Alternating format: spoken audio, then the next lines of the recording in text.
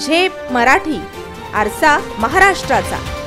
साक्रीतील दातर्दी जवळ दुचाकीचा भीषण अपघात। पावसामुळे गाडी स्लिप झाल्याने घडली दुर्घटना। उमेश कदम हा तरुण जागीच ठार। साक्री तालुक्यातील दातर्दी गावाजवळ काल 15 मे रोजी रात्री भीषण अपघात झाला।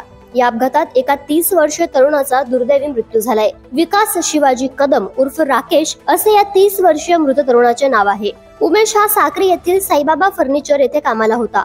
नेहमीप्रमाणे काम आटोपून तो आपल्या दुचाकीवरून घरी परतत असताना रात्री सुमारे 9 ते 9:30च्या सुमारास शेवाळी ते दातर्दी दरम्यान पावसामुळे रस्त्यावर गाडी घसरली आणि उमेश रस्त्यावर पडला। हा अपघात इतका भीषण होता की त्यात उमेश याचा जागीच मृत्यू झाला।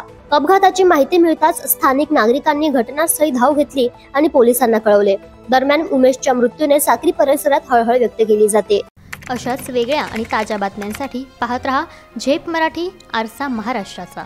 संपादक प्राध्यापक अनिल चव्हाण, धुळे।